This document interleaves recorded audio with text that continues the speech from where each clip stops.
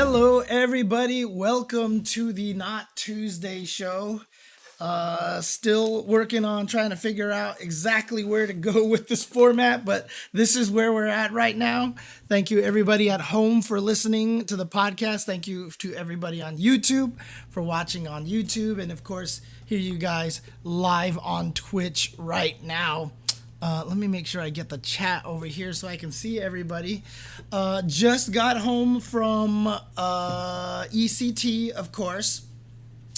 East Coast Throwdown. Just got back yesterday, actually, and slept the entire day. Didn't get any sleep the night before. My flight was super early. Basically, at 4 a.m., had to start heading towards the airport. So basically, if you guys remember, I finished commentating at around midnight. So, I had 4 hours to pack and start leaving for the airport. Slept all day yesterday, but ECT, wonderful event. I mean, it's the size of the event obviously is a lot smaller than most events at this point in time. You know, if we're talking Combo Breaker and Evo and CEO and these kind of things like that, ECT is very small, but I gotta tell you, there's something very appealing about smaller events like that. It's more personal, it's more intimate, you get to see a lot of the people that are there, and it's really nice. I mean, again, something like Evo I think is fantastic. It's great for opening up people to the world, of fighting games and such. It makes fighting games seem as big and awesome as they truly are. But there is something to be said about the smaller, more cozy events like ECT, and I hope, we can maintain this kind of level of where we have both all the time. I do have AC AG42. However, my home is done very, very interestingly. The living room is upstairs. And the bedrooms are downstairs. So I've got a 2-floor condo here. The living room is upstairs. The living room is also high ceilings. But the problem is, upstairs is where the heat all rises. And also, there's big, like a sliding door here, sliding door there, 2 doors with lots of windows everywhere. Basically, the upstairs gets greenhoused. The upstairs gets very greenhouse. Like if I go downstairs, it's wonderful right now.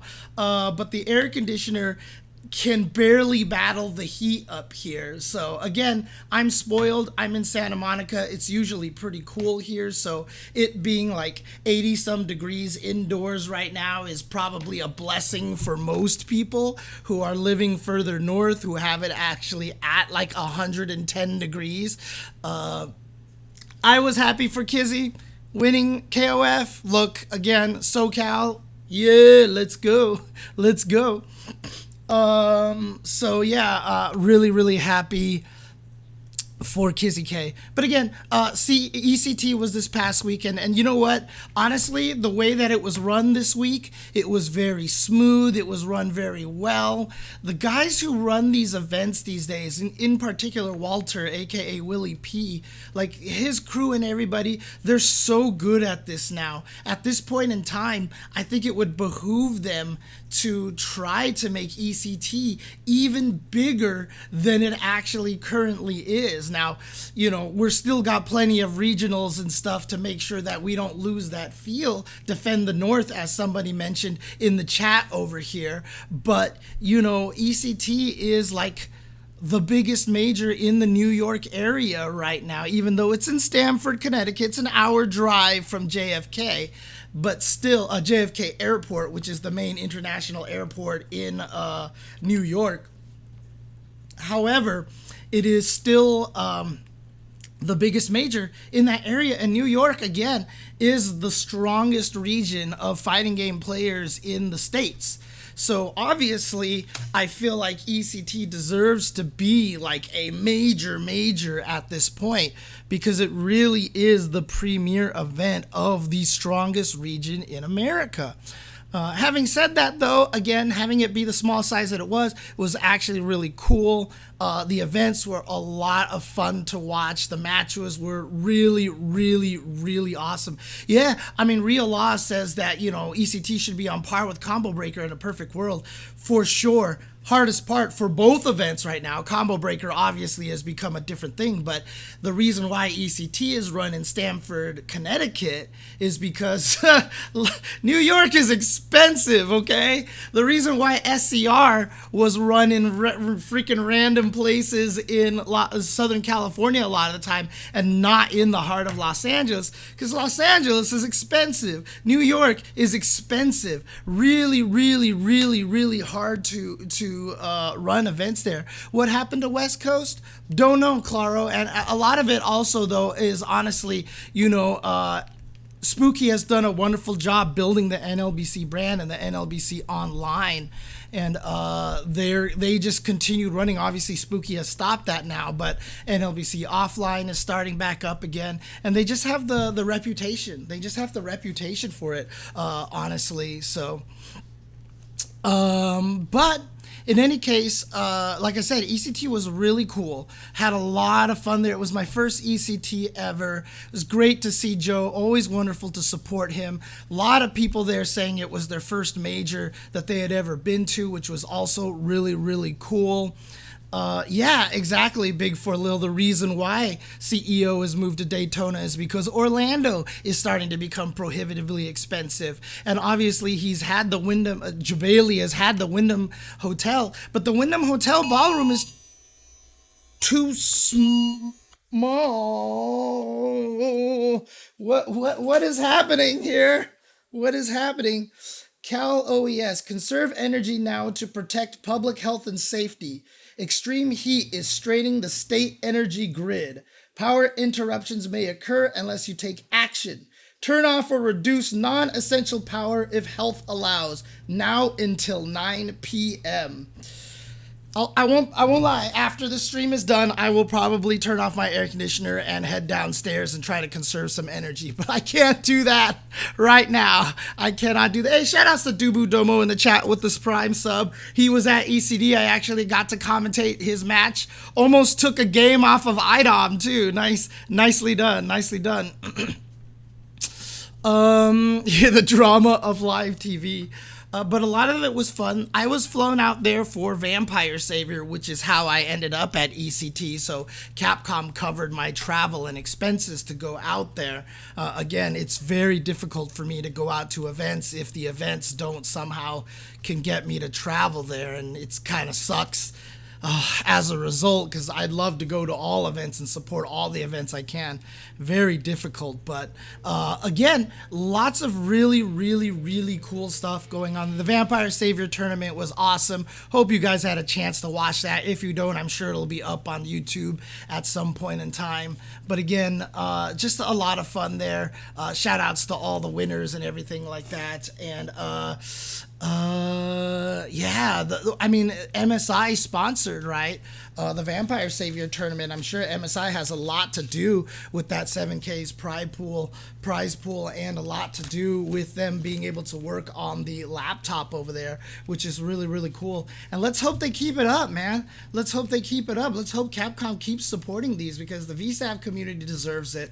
And it'd be fun to see a lot of those other games like Cyberbots and maybe even Puzzle Fighter get like actual circuits out there, because Puzzle Fighter is another one of those extremely, extremely beloved fighting puzzle games out there, that there's a lot of people with a lot of pride playing that game.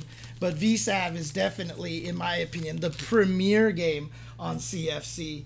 So hopefully they keep supporting that game and doing more stuff, and, you know, really trying to establish a proper old school scene for Capcom games. Because honestly, the old school scene deserves it. Super Turbo, Vampire Savior, Third Strike, of course. Be nice to have Capcom official support for these things again. Do we need world tours for these things? That's asking for a lot, right? Like, that's just not going to happen unless it grows bigger than we expected. But if Capcom's willing to put out and support events like this every once in a while, like, hey, they'll do an official thing at EVO, official side tournaments at EVO, teaming up with 956 Productions, the Vortex Gallery, and they do something official at ECT, and they do something official, you know, at NEC or something like that. That'd be really, really cool. That'd be really, really cool. So CVS2 FAQ Lord James Chen, that is who I am. My 200 and some odd pages FAQ for CVS2. Now, I didn't write the whole thing. My brother did all the bio section that's at the end, talking about all the characters and stuff like that, which was really cool. But again, it is long FAQ. When will I get back to my CVS2 roots? I don't know if I can, dude. I'm so out of practice in that game, and I have too many games, and this weekend is inspiring me to want to learn some Vampire Savior. So I might start busting out the CFC to play some Vampire Savior myself, okay? So if you guys want to get in on some Vampire Savior action, stay tuned to twitch.tv/jchenzor. X Vorden says, I'm super excited that you're in SF6. I was disappointed at launch when you weren't a commentator, so I'm happy that's been corrected. When I think Street Fighter commentary, I think Jay Chenzor. Thank you. Appreciate it.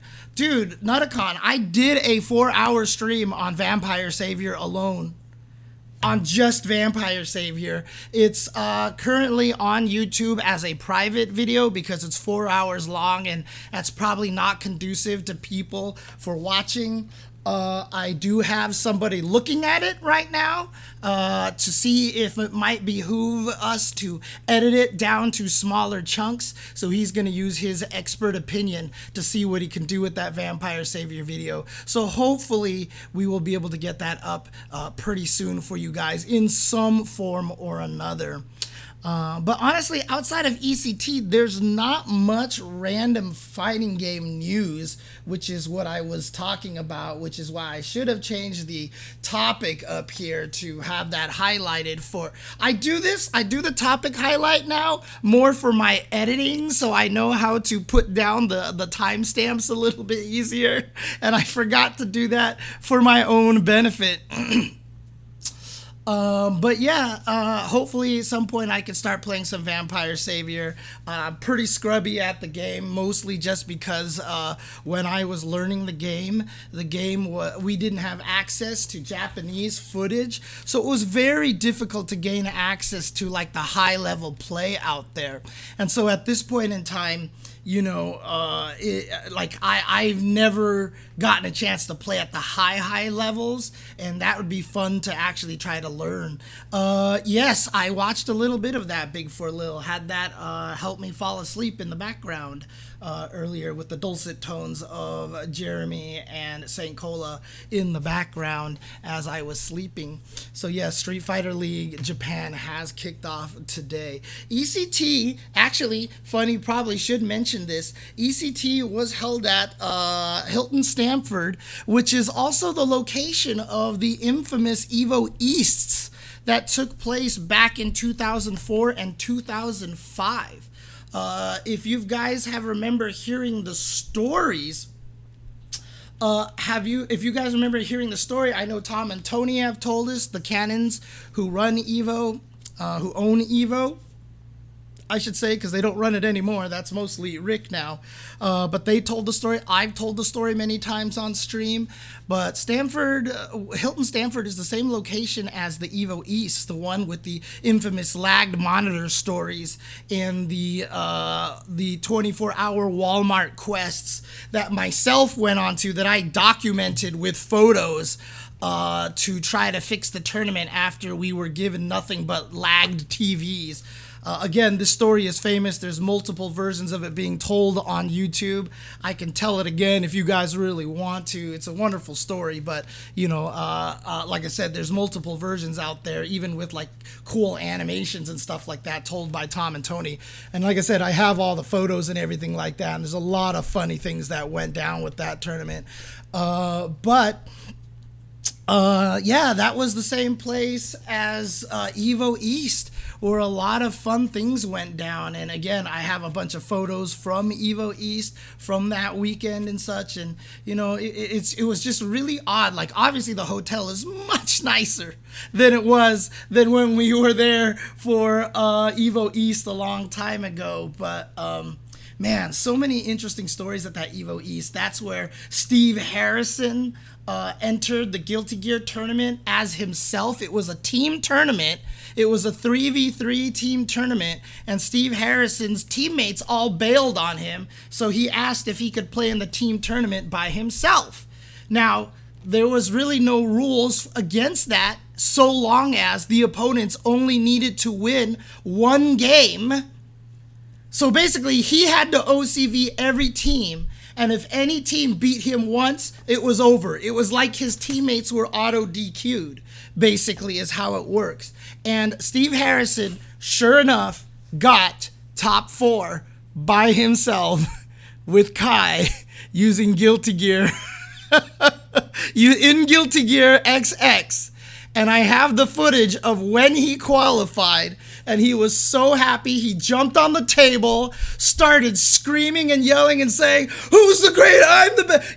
Basically pulling off one of those, God, what is that guy's like? What is that? The I am speech guy, of the bowler. Basically, he was doing that speech, then ran across the tables out of the venue, almost got tackled by Chris Lee for security purposes, and yeah, he made top 8 by himself. It was pretty ridiculous.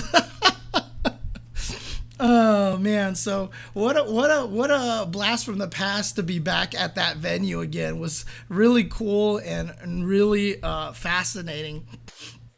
Again, there's so many stories, so many old school stories that we just don't have all the information out there for. I used to do the OK Sonic Boomer streams.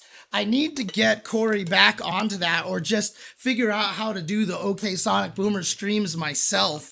And excuse me while I pour myself some water because it is very, very warm. I mean, again, it wasn't like that they were trying to bring the venue back. It wasn't like they were going to the venue specifically because it was the old school venue. They did it because it was the closest and cheapest venue to New York City. Again, 1 hour drive from LaGuardia Airport and from JFK International Airport. 1 hour drive from both of those places, but it was the largest and cheapest place. That's why Evo East was there. There's no connection between the two except for the fact that the venue exists and is cheaper than everything in New York. And that's why it happened to be at that venue again. But, oh yeah, budget reasons, 100%. I mean, Vapor Ray, you know what? Maybe I'll save it for another time to tell that whole lag TV story. But it's out there on the internet. If you hit me up on Twitter and remind me, I'll try to post up. I'll try to find the link to it. But I think the Score Esports did a whole production on the Cannons telling that story. Yeah, I know, right? 100 years from now, it's gonna be the same. It's gonna be the same thing. So we'll see what happens with ECT next year, if it'll still be back in Stamford, Connecticut. But again, man, what a blast from the past. Heck, the 24-hour diner that everybody was going to was probably the same 24-hour diner that the Evo staff went to almost every night during setup. And there was one day that we were there, and there was a waitress who literally, her customer dined and dashed on her. And this diner was not the nicest place when we were there. Right now, the diner looked much nicer. If it is the same diner, I don't know. But the waitress actually had a customer dine and dash on her. And so the manager came out and still started yelling at her and basically deducted her pay to make up for the food that the guy took off. And I still remember Tom and Tony and Chris Lee and everybody, we all saw that. She was our waitress too. And they left her a big giant tip basically to make up for it. So It was actually really cool. I mean, I still remember that story. I still remember that happening over there. And, again, Canons have always been extremely kind and generous people. So that was really cool. It's called ECT KC Fusion Gamer, which of course is East Coast Throwdown. So never actually been on the West Coast. There have been a lot of events in SoCal. There used to be West Coast Warzone. There used to be Southern California Regionals. All of the SoCal West Coast tournaments have all disappeared. In fact, all the California tournaments, NCR is gone now, as far as we know. Most of the California tournaments have stopped because San Francisco and Los Angeles are prohibitively expensive to run events, which is why NCR was always in Sacramento, etc., etc. So we've definitely had a lot of situations where we used to have a lot of majors here, but again, because SCR had to go way away from Los Angeles and the location wasn't as nice and people were like, there's nothing to do here and blah, blah, blah. And all these problems kept happening. Events like SCR started getting attended less. And of course, it wasn't SCR's fault. It was just the fact that it's hard to run events in Los Angeles. And so there just wasn't any reason to keep running those majors because basically everybody's losing money all the time on these kind of things. So again, TOs are not making money on these events, man. They're not making money. Is obviously once you get as big as Evo, you might be able to turn a profit. I'm sure it was previous to the pandemic, but this past year, I don't know if that's the case necessarily and stuff. But again, California has been a very rare location for majors at this point in time. So very, very difficult to run majors out here in California area in the major cities. Because again, venues are small. And if you could find one that's big enough, it's going to be like the LA Convention Center. And trust me, that place, nobody in the FGC is affording the LA Convention Center. No one is affording the LA Convention Center, okay? Oh, man. In any case, yeah, it's funny because I know a lot of people don't really like Evo in Vegas or they don't like Las Vegas. But as I've mentioned in previous streams already, Vegas is actually one of the best locations for a fighting game tournament. It's painful to go to places that aren't open 24 hours for something that's that big. And yeah, Vegas can be expensive also because we're stuck on the tourist trap by being on the actual strip. But for the most part, it's still like you try to go to a lot of other venues and it can be expensive in other places as well. So yeah, a smaller venue does keep things a lot hype, and it's really, really cool. It has gotten a lot more expensive for sure, Lurker Spine, but originally Vegas was actually cheaper than most locations. Like that was something that I used to say all the time. Vegas was actually cheaper for people to fly to and stay at. Not the case anymore. So that argument has gone completely out the window, unfortunately. So how did you do that, Big For Lil? Spending that little the whole Evo weekend? That's crazy. But yeah, Vegas is always cheaper to fly to than most places. Because they want you there. Vegas will subsidize a lot of the airline tickets to fly people to Vegas because they want you there and they want you to spend money at the casinos. Oh, man. In any case, enough about that. Let's go ahead and move on to the main topic at hand here. And let us talk about the Hitbox. This is a topic that a lot of people have been talking about recently, spurred on largely by the video that Dustin, Hitbox Dustin, the creator of the Hitbox, put out with the 4-frame reuse super. I always tell myself I should look these things up before I actually do this reuse. I wonder if I can actually find this tweet right now.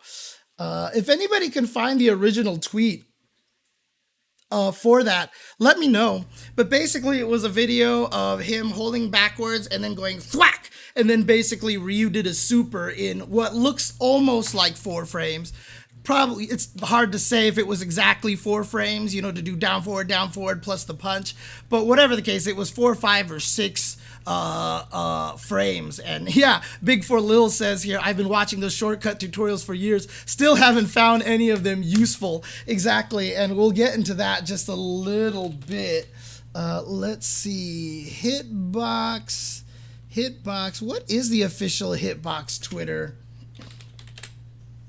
Because everything I'm looking up here is not the real one. Oh, there it is. Oh, hit_box. Okay, here we go. Let's go ahead and watch this, shall we?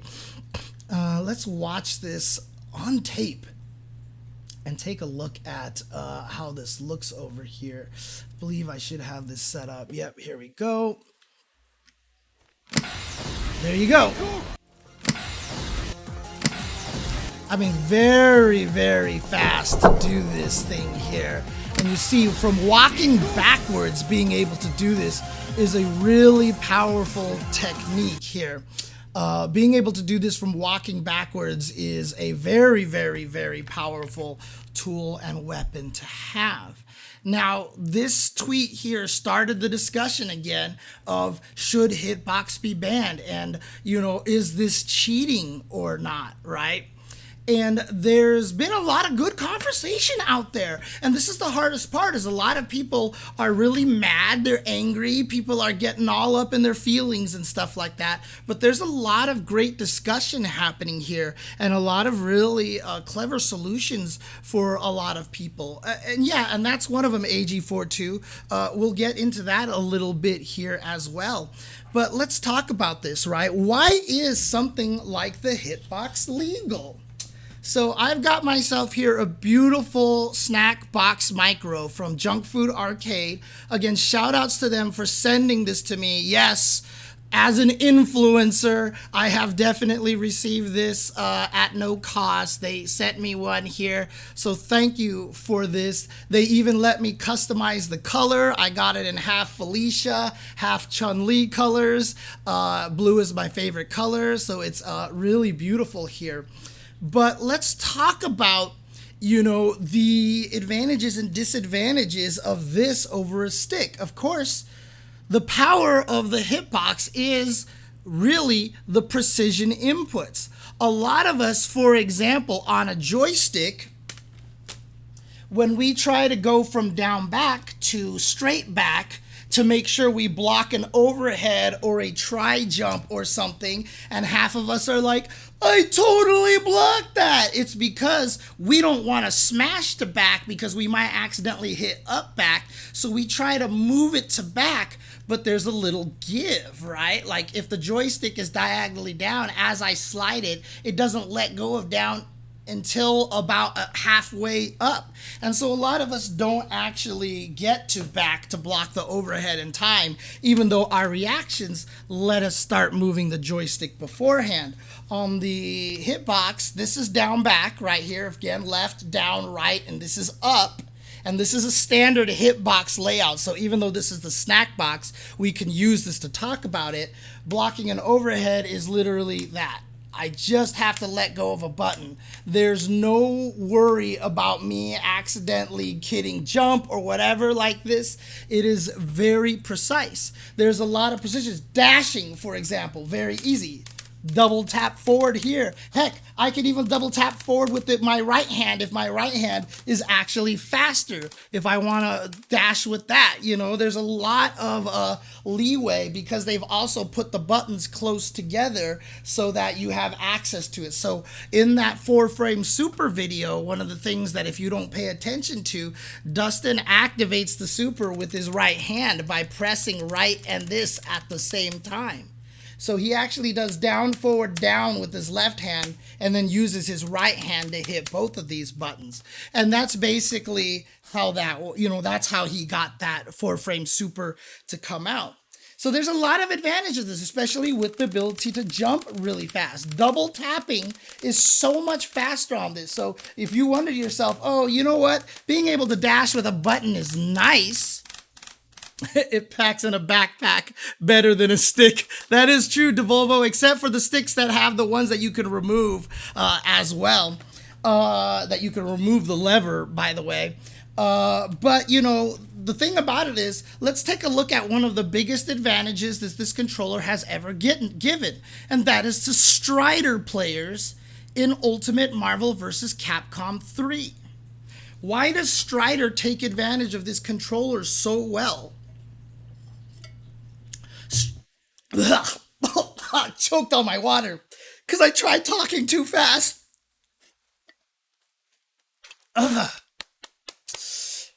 Strider in UMVC 3 has a double jump.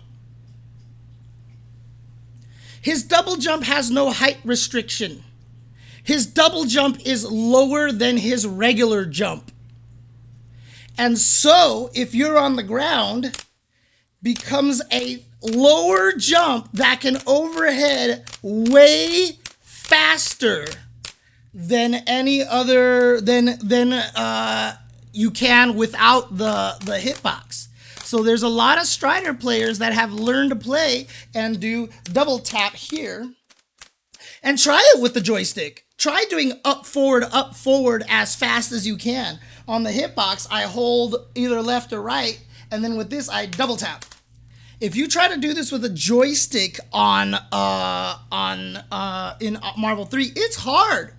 And even if you, let's say you even want to do it neutral. Let's take away the forward and back. Let's just say I want a neutral double jump as low as possible. Up is still slower than this or this. And so you can imagine when Daigo wanted to use this, it wasn't even necessarily for Guile's charging. One of the reasons why he wanted to learn this was because he was like, wait a minute, I can dash forward way faster on this than I can on a joystick. So dash throw becomes a lot scarier, etc., etc. So there's a lot of power to the hitbox controller. And there's the advantages right there that you have, and you have a lot of precision. Now, why are people calling this the cheat box? I mean, is it just those things? When Hitbox first debuted a long time ago, I believe it was Reo, an NRS player who used it in MK9, and Cabal had the ability to throw an air fireball, but he had no height restriction. And so the lowest air fireball possible with Cabal was like Air Hyper Viper Beam in Marvel 2, in that all of the recovery is the time it took for him to land. And so if you could actually do instant air jump fireball, it was actually lower than his ground fireball. And if you did it right, opponents couldn't even crouch under it. Not only that, because in Mortal Kombat, fireballs are usually crouchable, unless specifically like Liu Kang's low fireball. And then, because he did it so low to the ground, he would land and recover almost instantaneously. So for the long time in MK9, yes, Ryo was accused of being a cheater for using the hitbox and stuff like that. And so there are definite benefits to the hitbox like that, right? Now, I'm going to talk about some stuff later. People don't talk about the advantages of joysticks over a hitbox because a lot of people pretend that there aren't any. There definitely are. We'll get into that in just a little bit, and we'll talk about SOCD stuff, Ruin, in just a little bit as well. SOCD is definitely a very important topic that we have to talk about. In fact, I should probably add it over here on the side. But before we get to that here, you know, the advantages that a hitbox give are huge. However, there is one major advantage now that the hitbox has. Actually, let's talk about SOCD cleaning right now. Let's talk about it right now because this is an important topic here. SOCD cleaning is one of the biggest things that gives the hitbox an advantage now. And why is that? Because, and a lot of people aren't explaining it this way, the reason why the cheat box, the hitbox, the leverless controllers, the all but controllers, whatever you want to call it, gives an advantage is because we have an input for neutral now. And this is really powerful, and a lot of people don't realize why this is so strong. What I'm going to do here, let's move this over here. Let's turn on this display over here, and whoop, here we go. Neutral. Neutral is when I leave the controller alone. If you look at here on the right side of the screen, I am using the blue Benimaru. I am actually second player over here, and I'm using KOF in particular because it's going to give me the ability to demonstrate some stuff. But look at the input display on the right. The dot means I'm at neutral. And so one of the powerful tools that the Hitbox provides is that the SOCD cleaning has been chosen and decided to equal neutral. So what is SOCD? Let's get this out of the way first. Simultaneous, opposite, cardinal directions, if I'm not mistaken. I believe that's what it means. Simultaneous, opposite, cardinal directions. Do I have a way to get the camera here? Okay, I do not. So what we're talking about here is that the hitbox, cardinal directions, thank you. But what the hitbox provides us with is the ability to hit left and right at the same time, which the joysticks do not do. It allows us to hit up and down at the same time, which joysticks do not do. What this led to was a lot of problems early on in FGC history. I believe in Street Fighter 4 on a PS4 or Xbox 360 pad, if you hold back on the D-pad and forward on the analog stick, you are holding left and right essentially at the same time. And if I don't remember if it was Street Fighter 4 or another fighting game, but what this led you to be able to do was walk forward with Guile and charge Sonic Boom at the same time. You would hit back, hit forward, Guile would start walking forward, but the back still registered as charging. And so you could walk forward and then throw Sonic Booms by just letting go of this and like hitting a button or something like that. In Marvel 3, classic Marvel 3, if I held forward and back at the same time, I blocked all left-right mix-ups. So you couldn't mix me up. So no matter what, it was just left-right, left-right. You couldn't block it whatsoever. And so as a result, it was cheating. And so the Gaffro box that Daigo had was programmed so that it was whatever. This is where SOCD cleaning comes in. Before I talk about the Gaffro box guts, let's talk about SOCD cleaning. So what SOCD cleaning means is that when two opposite cardinal directions are pressed on the controller at the same time, what happens? There are two layers to SOCD cleaning. There's hardware SOCD cleaning and there's software SOCD cleaning. The hardware SOCD cleaning is when a controller itself determines what to do. The software side is if the game itself decides what to do. The current life that we are living in right now, and actually JP in the chat says there's actually 5 types of SOCD cleaning. Okay, but yes, Marvel was patched later on and they fixed it in the game itself so that if you held left and right, I think it registered as neutral so that way you couldn't actually use it. Now, the two main things, software and hardware side of SOCD cleaning, if it's hardware side, the board itself, as you can see here, the circuit board, is programmed to determine what to do. The controllers here, for example, if you hold left and right, I think literally just send left plus right to the games themselves. Then on the software side, they can determine what to do. If on the software side, they can program SOCD cleaning in that if they receive L and R at the same time, it can decide what to do. This is an important distinction to make because no matter what a developer does on their side for SOCD cleaning, if the hardware does its own form of SOCD cleaning, the software will never be able to tell. So a lot of people have been saying, let's program games so that left plus right does such and such. Well, if my controller has SOCD cleaning already, so that left plus right equals neutral, for example, there's nothing the game can do because what's being sent to the game is neutral, not left plus right. The controller is sending that it's at neutral. So there's nothing the software can do at this point in time. That is a very important distinction to make ahead of time. Now, what are the ways that controllers have decided to do SOCD cleaning? You're not going to be able to tell by look because I don't have the pictures of my hands right now, and I apologize to everybody at home who's listening through through podcast, but I'm going to hit left and right on this game right now at the same time. So what's going to happen here is I'm going to hold right on the controller, and as soon as I hit left, what you'll see now is that the game interprets it as neutral.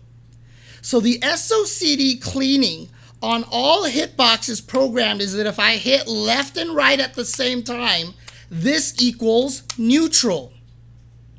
This equals neutral. That is how they decided to clean it. So if I hold one direction, hit the opposite, they add together, cancel each other out to neutral. Is this the best way to do it? It seems logical. Is it the best way? Actually, it turns out it might not be. Because the controller can do whatever it wants. Because I'm going to show you right now. I'm going to hold down on the controller. And now I'm going to press up on the same time. You'll notice that Benimaru is jumping. So holding up and down at the same time, so down and then up, you see on the input on the top right of the screen, it's registering as up. Well, look what happens if I hold up and press down. Down doesn't register. Down is deaded. So no matter how often I hit down, as you can hear, down is not registering on the controller. The SOCD cleaning on this, and this is not a hitbox, since this is the snack box, I do believe they use is it a Brook board or something? There's a specific board that they use here in the snack box, and the board in there has determined that up plus down will equal up no matter what. It cleans up plus down as up, and it cleans, yeah, the Brook UFB, there you go, thank you Gundam Jehudi Kai.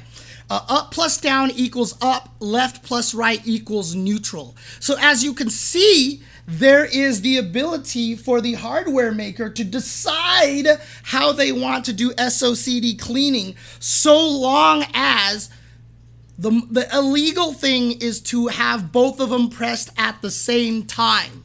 However, there is one extra illegal that was ruled as for SOCD cleaning, which was done by the Gaffro box. Snackbox and Hitbox Claro are different brands. Hitbox is not the name of this type of controller. Hitbox is the name of the first brand to create this. Snackbox is a competitor controller market company that has created their own brand of all button controllers. People are trying to call them generically the Leverless controllers. Some people are complaining that Leverless sounds stupid, that we should call it something else. I've been calling it all buttons controller as well. Button motion controllers is another one to be talked about, to be used. But the main thing is that that's the determination. So, that's right. What I was talking about was there are other SOCD cleaning methods, namely the Gaffro box. This was a all buttons controller created by Gaffro in Japan. And this was the first all buttons controller that Daigo started playing. The way that they did the SOCD cleaning out, instead of hitting left and right at the same time equaling neutral, their SOCD cleaner was that whichever you press second took priority. So if I was holding left and I pressed right, right would take priority. If I was holding left and hit right, if I was holding right and hit left, left would take priority. So why was this banned? Why was this banned is because it created optimal sonic boom charging that other controllers were not allowed to do. If I wanted to throw a sonic boom, I did this. So I held back and I hit forward plus punch at the same time. This would throw the sonic boom, and as soon as I let go of the buttons, I'd already be charging. Because as soon as I let go of the button, the only thing being held down is left. And so basically, whoop, there we go. And this applies to all charges. Yep. And so this was one of the things that you could do. And so this is what Daigo was doing with the Gaffro box. Sonic boom, sonic boom, sonic boom, and charging almost instantaneously with the controller. This was deemed banned and not allowed. And as a result, Hitbox decided to go with the option of the SOCD cleaning with neutrals for left plus right and up for up plus down. The reason why they did that was that then you could crouch and flash kick and start charging as fast as possible. Why this wasn't banned and the sonic boom thing was banned, I'm not 100% sure. I probably should ask UltraDavid, but I don't know if UltraDavid's around right now. He probably knows more, being the lawyer that he is. But yeah, I'm not sure why the logic was for the left and right to be banned on that, but not the up plus down. And so needless to say, you can charge flash kicks pretty freaking fast with this controller by doing it that way. In fact, why don't we actually just demo this really quick?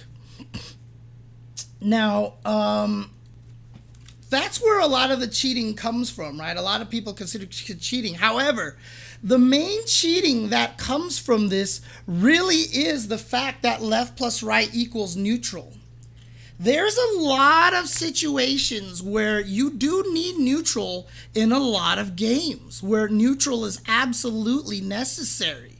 So for example, trying to do an electric wing god fist is forward, neutral, down, down, forward. So forward, neutral, down, down, forward. On a hitbox, that's super easy. Look at this. Right? It's super easy to do. Tap, neutral, down, down, forward. You can actually wave dash. I mean, you can actually do the command dashes for in Tekken really fast. But the other way you can also do it too is by holding forward and like tapping these two at the same time, or tapping this button instead. So if I tap this, this actually turns it into neutral for certain. What you find out a lot of times when you try to do the command dash with the joystick is that you miss neutral. You actually go from forward to down to down forward. And so you actually mess up the neutral input. By having a way to specifically go to neutral is where a lot of power comes from. Comes from this controller. So let me show you the one example here. I haven't tried this yet, and I've intentionally not tried this because I wanted to save it for the stream. Actually, let's try this crazy 4-frame super with Ryu, because the one thing that I want to get out of people's heads immediately is that the hitbox provides some sort of natural advantage to players, and that when you play it, everything becomes super easy. It's not, man. This little 4-frame trick It's not easy to do, but it is accomplished solely by using the SOCD cleaning. Whoops, hang on a second. Show up, please. There we go. So the reason why this works so well, and you're not going to be able to see it, so the reason why I had KOF on earlier is because KOF shows you when the controller goes to neutral, but this Street Fighter V does not. What Dustin's actually doing in here is that he's holding back, and then what he does is he hits the other two buttons at the same time. So what he does is he holds back, then he hits down and right at the same time. So what happens is he's holding down, left, and right at the exact same time. And because left plus right will always equal neutral, this always equals straight down if I hold all three. So if I'm holding all three, this is straight down. If I actually let go one of the buttons, you can see on the directions over there that I actually get down, back, and down, forward. But you'll have to trust me that holding all three buttons is what's leading to straight down here. So while he walks backwards, he hits both buttons to get the down, lets go of down and left, which equals now right. So he's holding back, and then he does this. So basically here, let's show you with the controller over here. I hate how Street Fighter V does this. But he basically holds left, hits these two buttons, and then lets go of this button, these two buttons. So he holds left, hits these two buttons, lets go of these two buttons, slides his finger. And what he does when he slides his finger is he goes from right to down again. So he goes, and then slides his finger. And what this gives him is down, forward, down. So let's take a look at this display again over here. If I do this in slow motion, you can see that it gets down, forward, down. So here, and I keep hitting the back button by accident, by the way. That's not supposed to happen. But see, I can't even do it. I keep getting down, forward anyway. Hang on a second. So what is that? That's down. I didn't even get forward. I didn't even get forward. Right. It's probably a little bit harder on the snack box because the buttons are a little bit smaller. But let's see here. So he does... So there we go. Down, forward, down. So I got a down, forward, down there. And then with his right hand, as I mentioned earlier, he hits light punch plus stupid Street Fighter V. He hits light punch plus right with this hand over here. So he does that whole thing over here and then hits these buttons over here. And that provides the final forward plus buttons to activate the super. So he does. God. This is not easy. All right. What is, hang on a second. Why is this down? I'm not getting a clean forward. Let's see. Down, forward, down, and then I hit the button too early. Holy crap.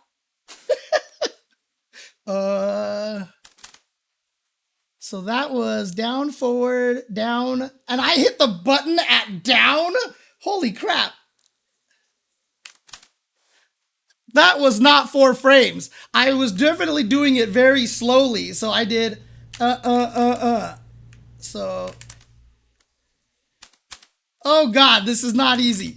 And so the point of this is, the reason why I'm doing this, and for those of you on podcast, I've only gotten it once by doing it really slowly like that. That was me doing it really slowly. And not only that, but it forces me to throw the jab fireball. Actually, I can still do the fierce fireball if I just spread my fingers a little bit. Holy crap. Dude, this is not easy at all.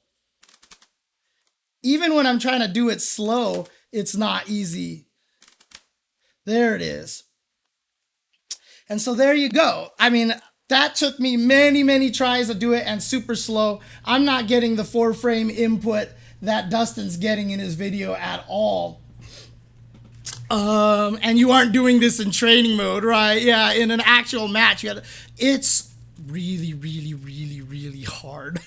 It's the reason why keyboards are banned in tournaments in general is because most keyboards have other problems where if you just hold too many buttons, it doesn't work and it doesn't have SOCD cleaning and stuff like that. So I think mostly keyboards are banned at events, if I'm not mistaken.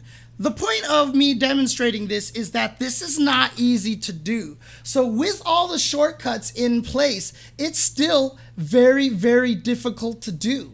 But let me show you some of the other advantages that this controller can get because the SOCD cleaning equals neutral. This is where a lot of the shortcuts come into play. Okay, this is something that we have to look at, and there are potential solutions to be proposed. So we will get into that as well. But let me demonstrate to you one of the ways that I've used the SOCD cleaning to take advantage of stuff in King of Fighters, which is why I originally had King of Fighters open in the first place. Let's show you some tricks here. I'm gonna go back to Benimaru because Benimaru, he has some other things that I can show you that are gonna be really, really hard to do.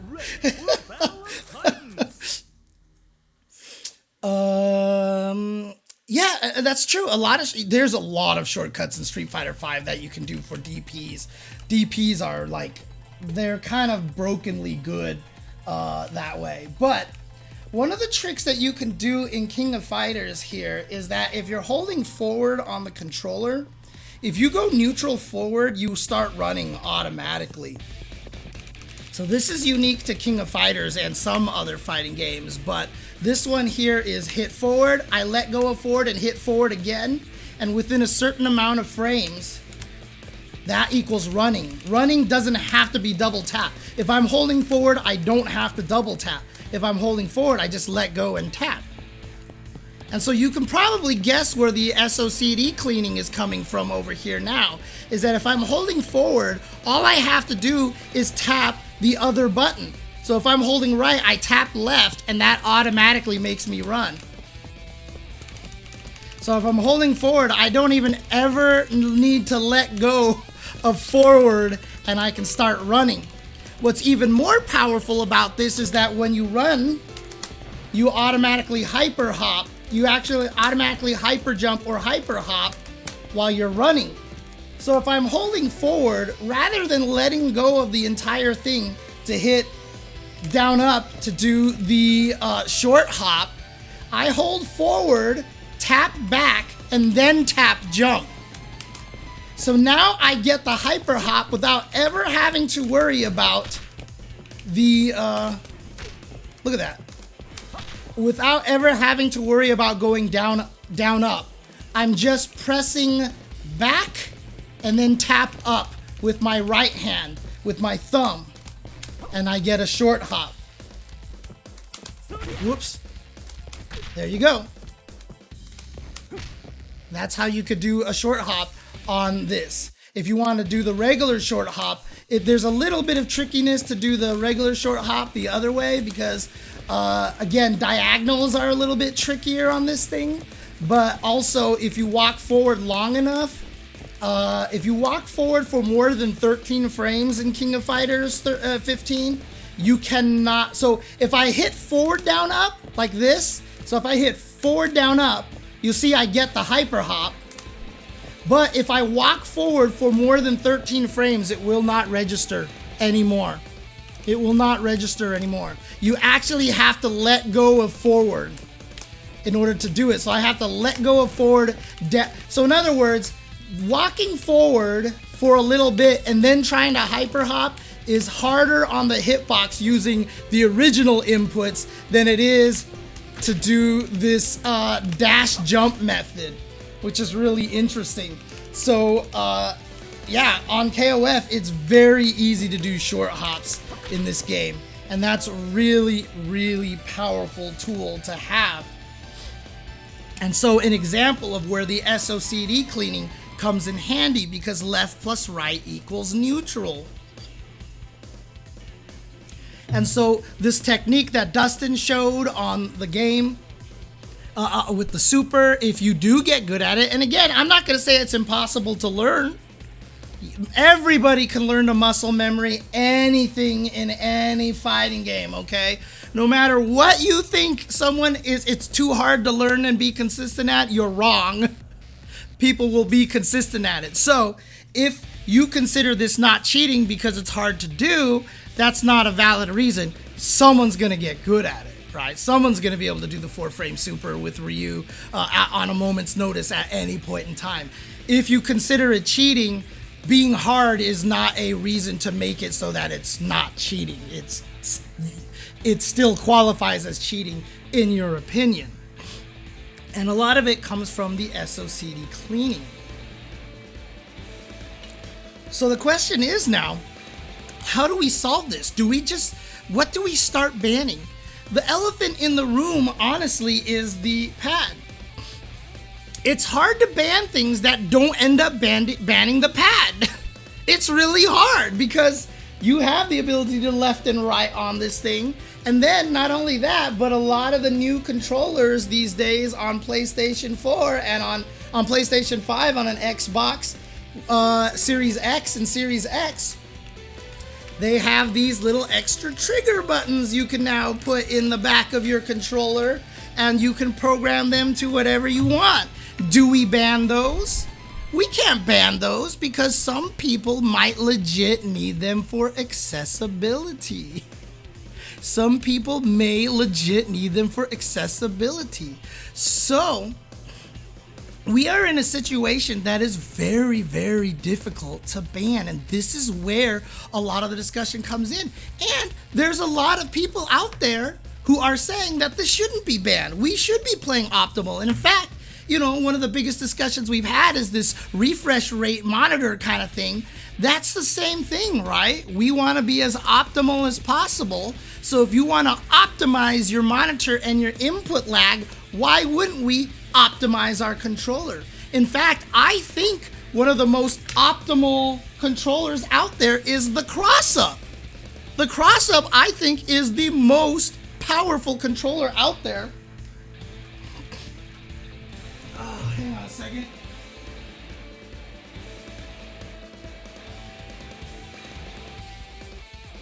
Figured I might as well show you guys this thing, because I have one. Where did I put my headset? I put the headset on the ground.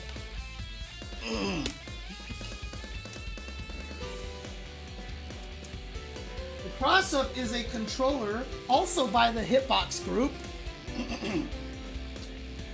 that has 4 extra movement buttons over here.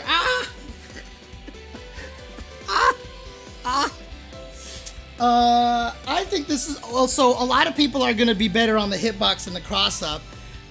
I'm better on this because I'm used to the joystick, but also because this allows for simultaneous button presses on one hand. So for me, doing Electric Wing Godfist is forward, down, press this.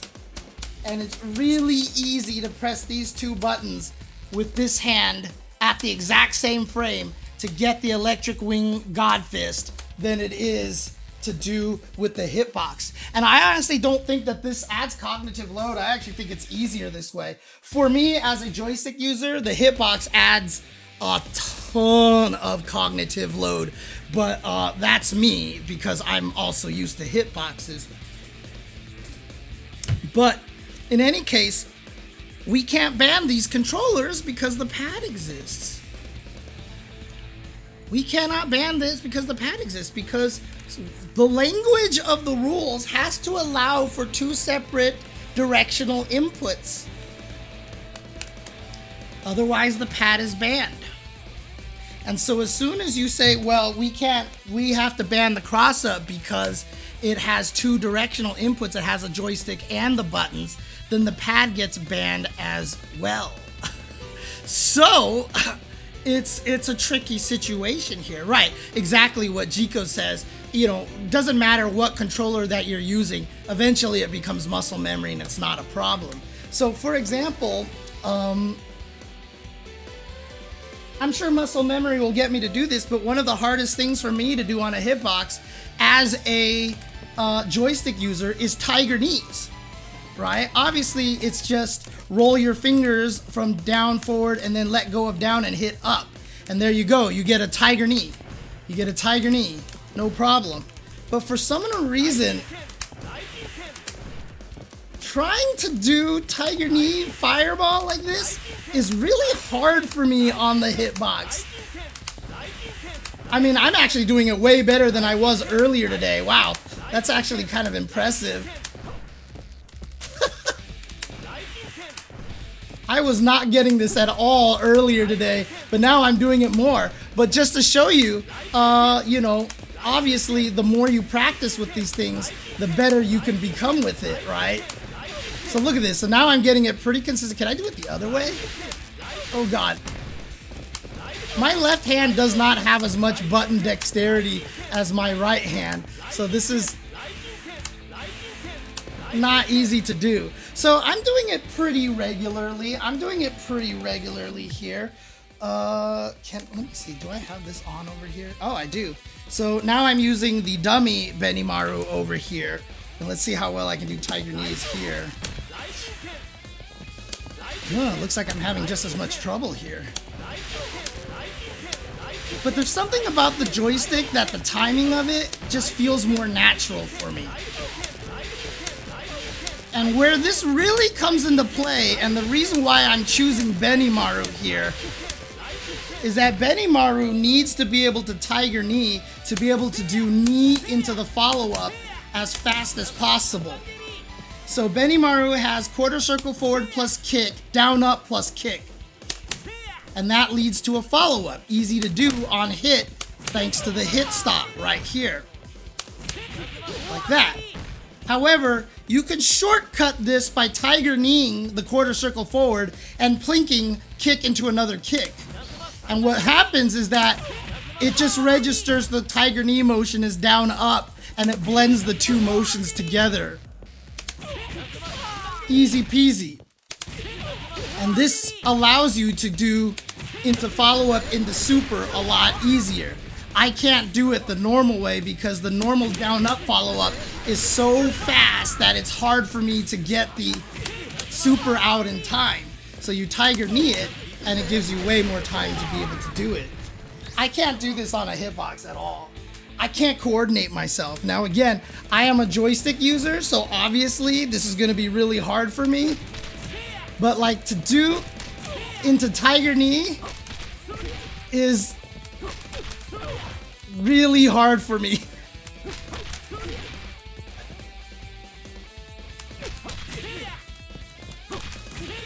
I haven't done it yet for those of you on the podcast. There it is. Yes, I did it. Woo! But now you want me to add the super motion in there? I can't. Of course, if I practice this enough, I'll get it.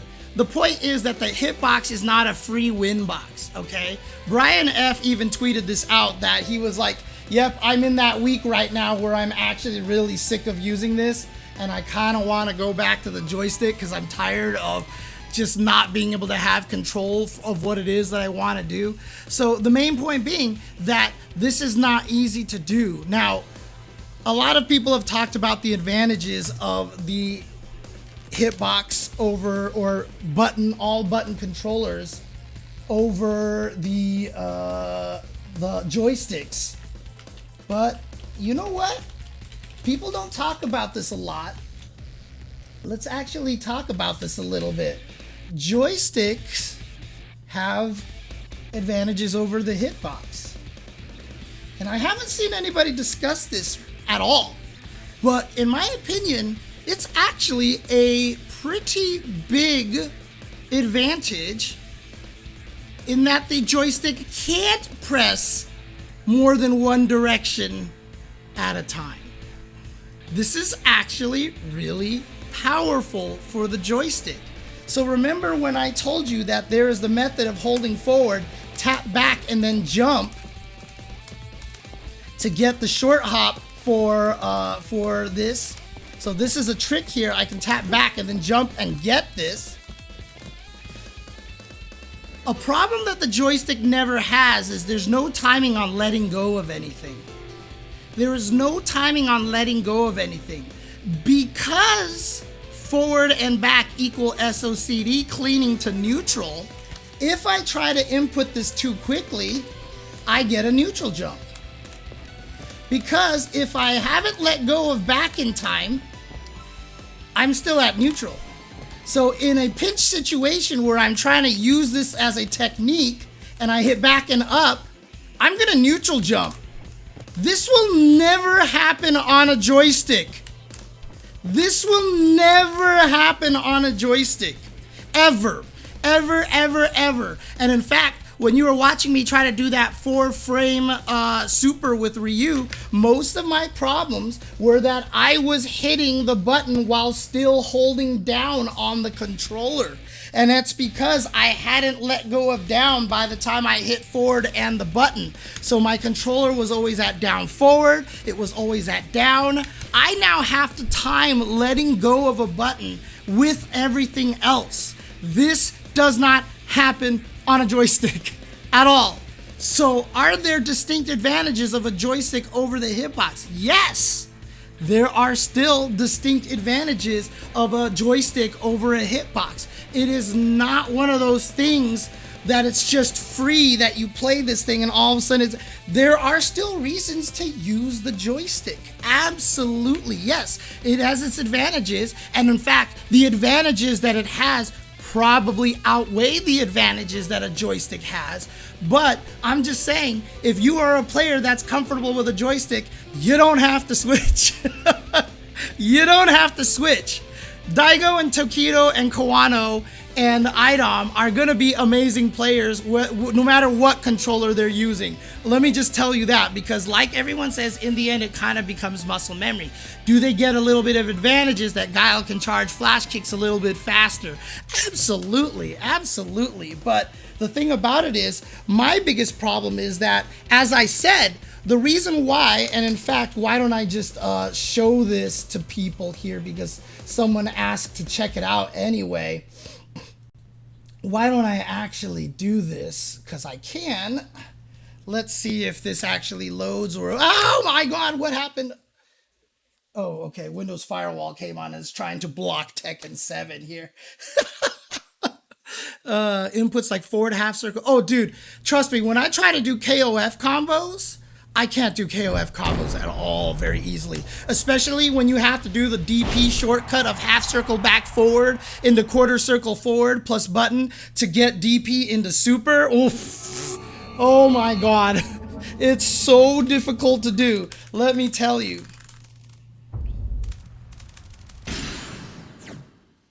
Whoa, have I never started Tekken 7 on my PC? Holy crap. I am like selecting languages and everything, dude. This is hilarious. Oh God. Oh no, wrong buttons. Oh my God.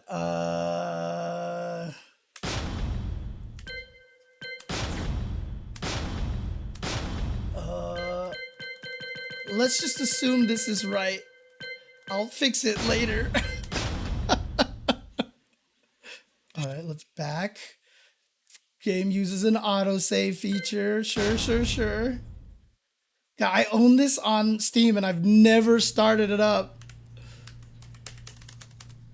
What the hell? Why are you asking if no! Go away, GeForce Experience. I don't care. I don't care about rated T for teen. Oh my God. So many costumes I've unlocked! So many things I have unlocked. All right, thank you. Let me just go to training mode here. No options, no. Let's just go to training. Practice, there we go. Jesus, Alright, let's switch the display over here, shall we? So you guys can see this.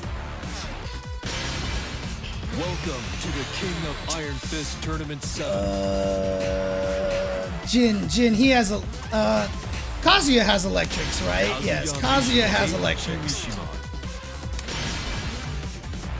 Precipice of Fate. Get ready for the next battle. Yeah, we're all weirded out by it. No costumes in KOF, AG 42. Trust me, I'm confused by that too. So what we're gonna show here, by the way, it is still really warm over here. So this is left, this is left. Okay, so the buttons are correct. All right. So what we're gonna do here is display settings. Oops. We're gonna turn on command history here. So now we see this here, and on Tekken, you can't see neutral. The neutral is a space. So whenever you see a space, see how you can see that they're like next to each other, but if there's ever a space, that means you hit neutral. So that's Tekken here. Now, the powerful thing about Tekken here is if I want to do that dash, look how fast I can do that. But if I want to do electrics, how do I do electrics with this guy? It is this, right? Yeah. So what's tough about this for me is that I have trouble coordinating my left hand and right hand when they're both buttons. In fact, this is what I was talking about, the cognitive overload that I get normally when I try to use the hitbox. When I actually try to do, how do I reset the playing field? It was, it's that button plus A. Where is that button on the snack box? There it is. Okay, it's this button. Okay, here it goes. So when I try to do electrics with him, I actually have trouble hitting left, and I have trouble hitting the button the same time I hit down forward. It's just, as you can see, I'm not getting any electrics at all. Am I? Dude. But like if I use the same hand for it, then it's easy.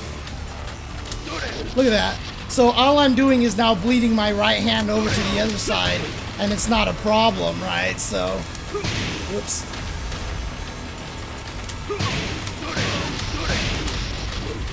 It gets a lot easier, needless to say. Whoops.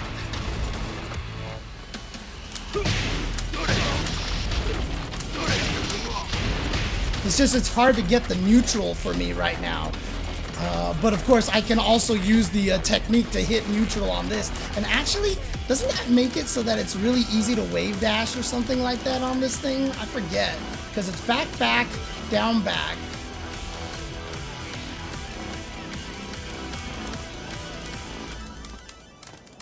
I can't do it. I can't do it.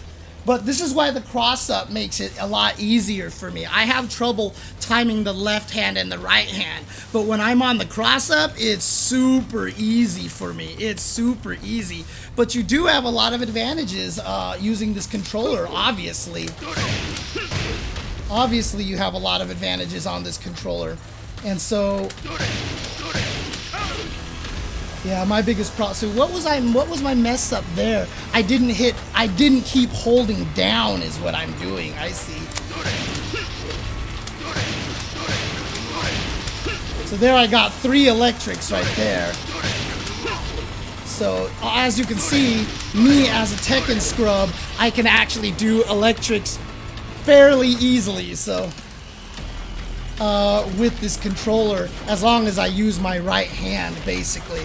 And I have heard that once you learn how to wave dash on this thing, it's like almost kind of broken on this thing. So tap forward, forward, then down forward. Whoa, hold back.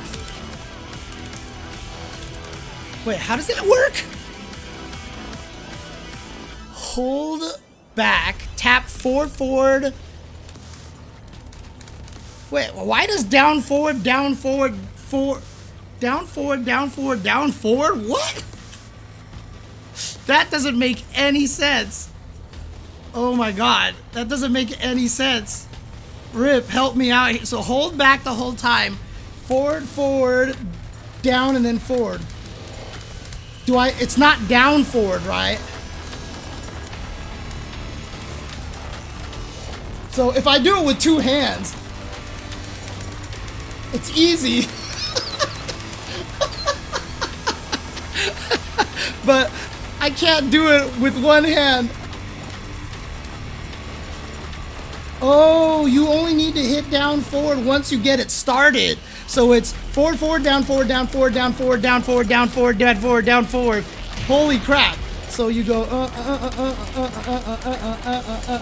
essentially, right? People do use 2 hands on Hitbox. Okay, well, there you go. But, yeah, so there are a lot of really big advantages that you get out of this controller. And so now the question really comes down to is, what do we do? This is the main question, right? This is the main question that we're all kind of hitting at this point. Like, what are we supposed to do? Oh, you can say that. I don't care. So the question is, how do we stop this, or what do we do, or do we just accept our new SOCD cleaning overlords, right? Well, actually, interestingly enough, just jumping into chat, and one of the guys who have been heavily involved in the debate online, Oric, has come up with a great idea, in my opinion, on how to solve this problem. I really think that I really think that the solution that he came up with is a really, really good idea, which is a form of SOCD cleaning that we haven't seen yet, which is earliest input takes priority. That is the easiest and probably most effective way to fix almost all of these problems. First input priority. Now, is it going to eliminate all of the advantages? No, it's still going to be much easier to dash on a button, all buttons controller, a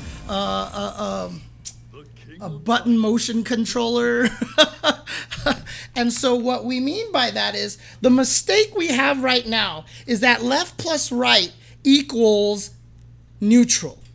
And what this means is that it gives us the ability to input something that we normally shouldn't be able to input. By creating a first input priority, we eliminate a lot of the shortcuts because we've taken away the ability for the game to reinterpret an input. So basically, if I hold left on a controller, right is deaded. If I hold right on the controller, left is deaded. If I hold down on the controller, up is deaded. And if I hold up and I hit down, ooh, I just did that backwards. If I hold down and I hit up, up is deaded. And if I hold up and I hit down, down is deaded. So what does this provide us here? Let's take a look. This already exists, but in only one direction, remember, which was the up and down. I showed you guys this earlier, that up and down causes this to happen already. Nothing will stop this show. So in other words, if I hold up on the controller, like so, if I hold up on the controller, let's go to the display over here. If I hold up on this controller and then I hit down, you notice how the game is not registering anything. That's because while holding up, down is deaded. This has first input priority, but it really doesn't, because if I hold down and hit up, up wins. And so I can go back and forth. So if we just change it so that it's first input priority on all of the SOCD situations, so holding right then hitting left doesn't do anything, holding left and then hitting right doesn't do anything, etc., that would work. How can tournaments check if players are disabling the SOCD? We have no idea. There's really no way unless you try to call someone out on it. Someone can easily change the board in their joystick to something that allows for the other ones. You just basically have to call people out on it, really. Let me see, what are you saying? Doesn't that give an unfair advantage to a stick during rolls? No. Yeah, just like Rip says in the chat, you don't take it away from the back plus down and stuff like that. It's only for opposite directions, which shouldn't be possible in the first place. So what this prevents people from instant charging. They have to let go of back to throw forward and a sonic boom. It'll still be faster than a joystick because it takes more time to hit back on a joystick than it does on a controller. I mean, that it'll take longer to go back on the joystick than it will on the hitbox, but still, you remove a lot of these shortcut potentials, right? So the 4-frame Ryu thing that he does, that Dustin does on the hitbox video, will not work.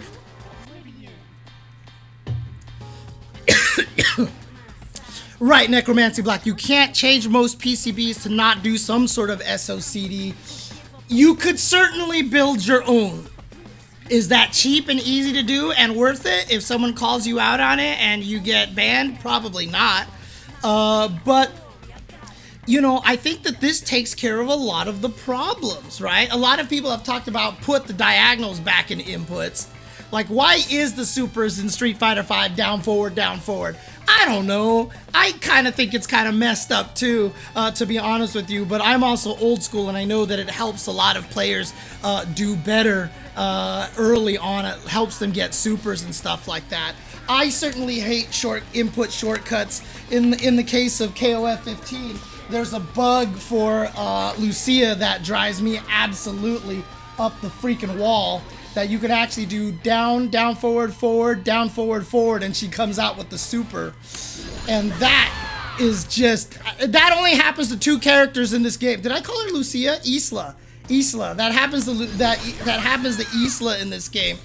It's only her and Maiten-kun who have this problem. And it's just a good indication of when I hate shortcuts. I actually prefer a little more complex inputs. In fact, even in NRS games, I actually turn on the Street Fighter. Motion, so back forward becomes half circle, down forward becomes quarter circle forward. I actually prefer it that way because I get less accidents that way. It actually feels like it's more precise controllers for me than it is doing the faster inputs. I haven't watched Story Mode, Tiny Text. I don't know anything about Isla's personality. But yeah, so I would like to put the diagonals back in there. And you know what? The canons have actually said something a long time ago when the Gaffro box first started becoming an issue and Evo decided to come up with its official rules on the controller situation. The canons have actually said, in the end, they don't care about SOCD cleaning on the hardware side at all. And in fact, they would almost kind of prefer it that the SOCD cleaners on the hardware side go away completely. And it's just up to the developers to make sure they do the SOCD cleaning properly on the software side. Again,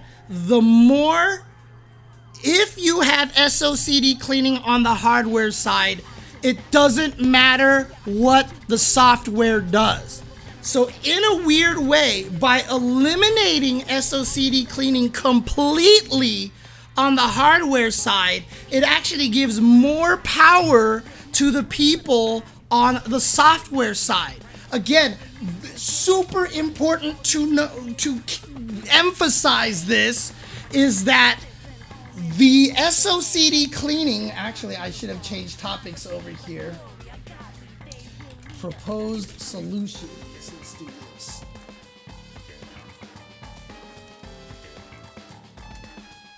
Very important is that hardware SOCD overwrites anything that you do on the software side. because hardware SOCD changes what inputs are being sent to the game. So even if the game tries to do first input priority, if the controller has left plus right equal neutral, the only thing the game itself receives is neutral. The only thing the game itself receives is neutral. The software side of things then will not fix anything. So honestly, first input priority should be the default on all of the hardware. Actually, if there is SOCD cleaning, first input priority should be on there. And then, but if it's probably better that they have no SOCD cleaning at all. Now, does that hurt the old games? Yeah, that's a problem. Because now if we're playing UMVC 3 on Steam and stuff, they're not going to patch these games to program the SOCD cleaning in there. So there is some kind of shittiness there, unfortunately.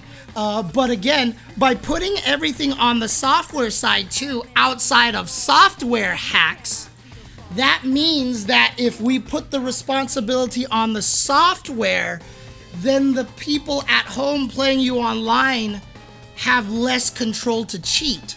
One of the important things right now is this is all fine and dandy that we're coming up with tournament rules for offline events, but we can't do a damn thing about ranked. We can't do a damn thing about what people are doing at home when they're playing. They could go for all sorts of cheat methods that we don't know. They could get some of those old classic programmable controllers. I have a programmable controller that I can just hit a button, and then once you whiff a DP, I hit the button and it automatically does the big long combo for me. They could do that at home if they wanted to. You could obviously go and check, and because you'll see the inputs are too precise, that it's obvious that they're cheating. I once thought Jewel Man was cheating with Honda because his hand slaps were too consistent, but he was just really good. He just was really good, so fix my face on that one. But yeah, you can't stop. But if it's on the software side, at least when it comes to SOCD cleaning and stuff like that, you can control as much cheating as you can. So really, honestly, I think that is the best solution. Is if you have SOCD cleaning on your controller, first input priority should take effect. Or else don't put it in there and have the software do it. Now again, that harms a lot of the old games, but I don't know what we can do about that at this point in time. It might just have to be a future thing from now on. Gut says, by the way, sticks were born from arcade, pad from consoles. Games were made for these devices. Hitboxes are an afterthought from user-owned creation. Right, exactly. And the interesting thing about that is that literally Tekken is designed for arcades. The entire concept of the Electric Wing Godfist is designed around execution difficulty presented by a joystick button combination, that it's really hard to determine when you move the joystick from down to down forward and to hit the button on that exact same frame. It is literally designed for a specific set of hardware, which is why Tekken has had a little bit more problems with things like the cross-up. I feel like fighting games needed to be developed in a way that they keep a lot of things more in mind. I don't know how Tekken fixes this if they want to maintain legacy. You don't want to eliminate decades of electric practice, that these players have done, and all of a sudden make it so that it's a different timing or a completely different way to do it. But at the same time, you want to try to design your game in a way that it is kind of controller agnostic, right? That's the main thing. I mean, controllers, are they going to ban them based on the individual game? Necromancy Black probably can tell me better than anyone else, but is the cross-up banned in Tekken? I would imagine that it would be. As much as I believe in we need to move on and accept most of the controllers, for Tekken, I kind of think that cross-up should be banned. The reason why Necromancy Black is because they do not have SOCD cleaning. SOCD cleaning is required for it to be a legal controller, and the keyboard does not have that, and so it's technically banned, basically. So that's why keyboards generally are banned at events. There was something else I was going to say, but yeah, the important thing to discuss here, though, and what we have to stop doing this is we have to stop turning this into a witch hunt for hitbox controllers. We have to stop making this a witch hunt for boomers who want to keep using joysticks. This is not get with the times, old man, or whatever like that. There's a lot of very interesting things to be discussed here.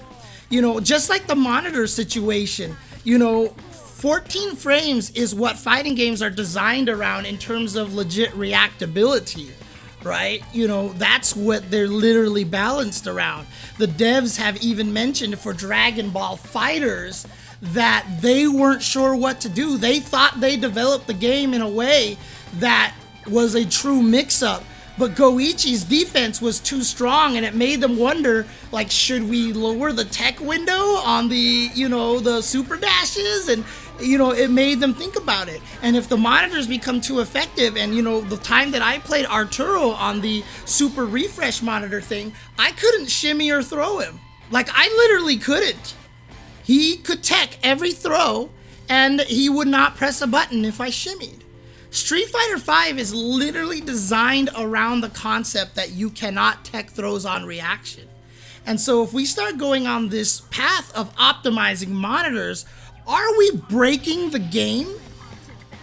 And if that's the case, do we want to make sure that we're not optimized? And that's kind of my feeling in terms of these controllers as well.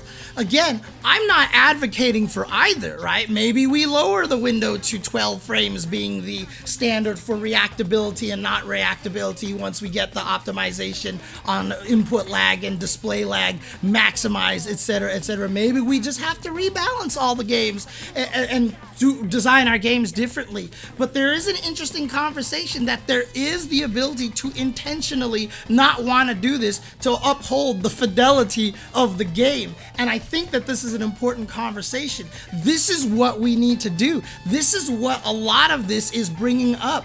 We need to talk about how this is handled.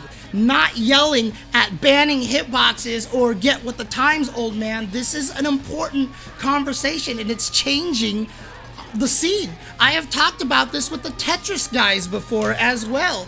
The technique of rolling. I don't know if people have seen this. Level 29 on Tetris is the kill screen. It was called the kill screen because nobody could survive that, and it's unsurvivable. Well, someone just flipped the game into the point where the game crashed and started displaying the wrong colors and stuff like that, because people can survive infinitely on level 29 plus now because it never gets faster thanks to a brand new technique. And so my argument is that this is a discussion that has to be made. Do we now all of a sudden start, how do we change the tournaments, etc., etc.? These are conversations that we have to get in front of. In fact, before the cross-up was invented, a year before the cross-up was invented, I tweeted out that I was like, Tekken scene, you guys have to start thinking about controllers where the buttons are on the right side. And I had no idea the cross-up was coming. I took my joystick, using the accessibility features, my button is broken, using the accessibility features on the PlayStation, I mapped this to right. And I could do electrics for free.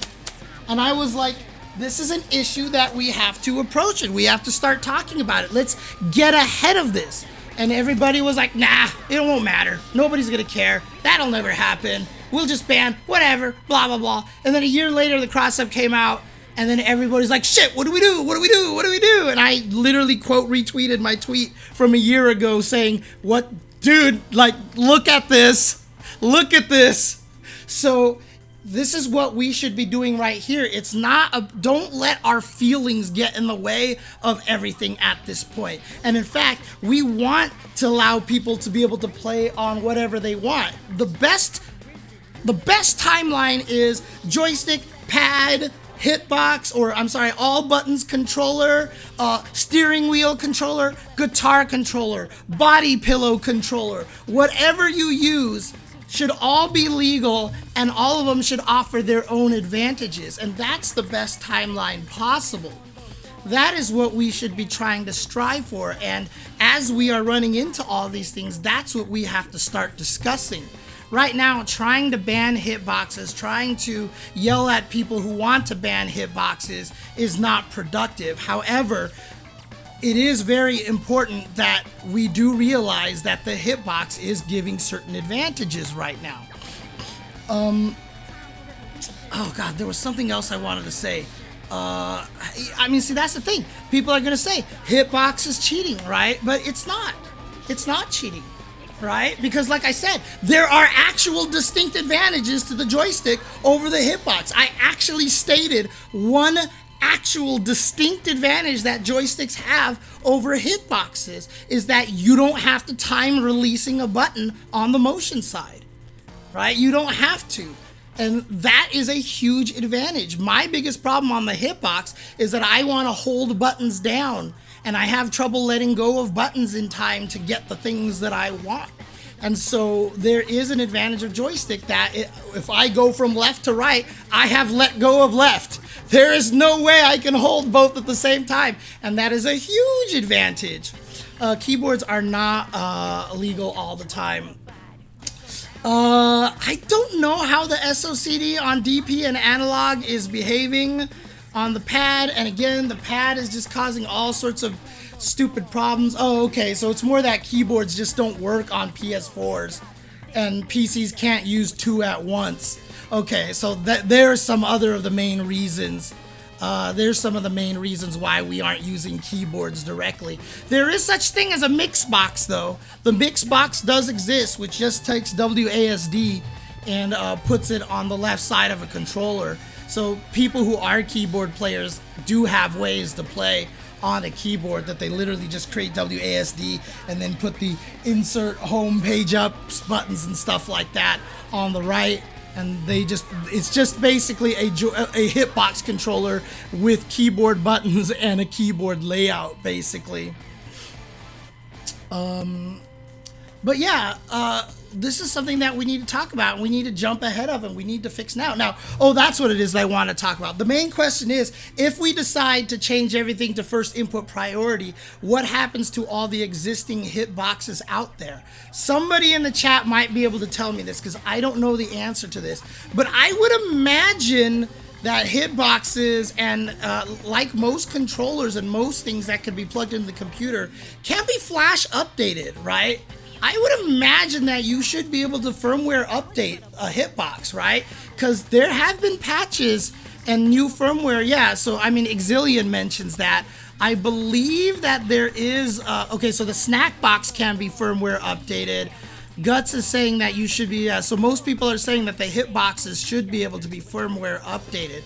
Now, how do we enforce that people have updated the firmware on their controller or not? I have no idea. I have no idea. If it can be firmware updated, it 100% can handle that kind of change. You're just changing the software that's on the hardware itself. It's just software in the end, so it should be able to be changed. If it can be firmware updated, it can change the inputs. I'm almost if they designed the controller so that the firmware update can't actually change that, I think that's a poorly designed piece of hardware. That's just my opinion. Like, you're not gonna make a controller like that, give it the ability to have firmware updates, and not give it the ability to change something like that. I really think so. I guess it's true, Initial D, yeah, that it could just be literally hardware embedded, and that there's really actually nothing you can do. But hopefully you can. Hopefully you can.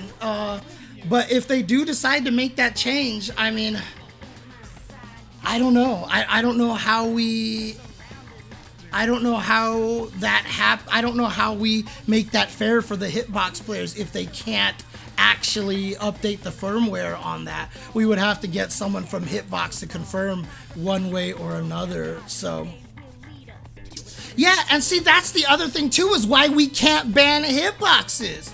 Tombstone brings us up, and this was a point that I wanted to bring up and I forgot to mention, but literally some people's hands are dying because of controllers and joysticks, and they can't play, but they can play on things like hitboxes or the customized split box that David has created, right? Yeah, look at Melee. Look at the damage Melee has done to people's hands. And honestly, I mean, I honestly do think that these some of these controllers, the Hitbox controllers, look what the Hitbox almost did to Sajam. Hitbox almost murdered Sajam. I'm actually really bad at the Snackbox Micro because I like playing close to me. And when you play the Snackbox Micro close to you, your hand is like this. And so when I actually use this controller for long periods of time, my hands hurt a lot more than when I use the joystick. I prefer playing controllers further away from me, which is why I'm also bad at playing controllers, joysticks on my lap as well. I actually use a table, and I put the table in front of me and I play with the joystick a little further out in front of me because it allows my hands to be straighter and stuff. It's actually more comfortable. So, you know, while the Hitbox can be good for you, it can also be bad. Just depends on the controller that you're looking for. But having it as the option, the what is that box called? The Ergo box, I think it is, where the controllers are, the buttons are literally on the sides like this. So you play like this. This is what Alex Myers is using. David has the split box so he can move it no matter where he wants to and stuff like that.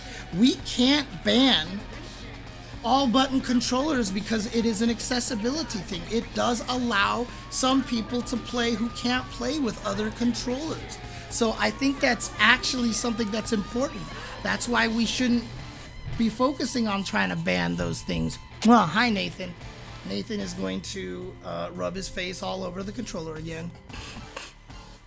And so it's a really interesting conversation out there. Now, you know, again, I do believe if you are a fan of optimizing your display lag, that, you know, and this is not trying to call out Arturo directly, but in my opinion, if you are all for optimizing display lag, you have to be all for optimizing controllers as well.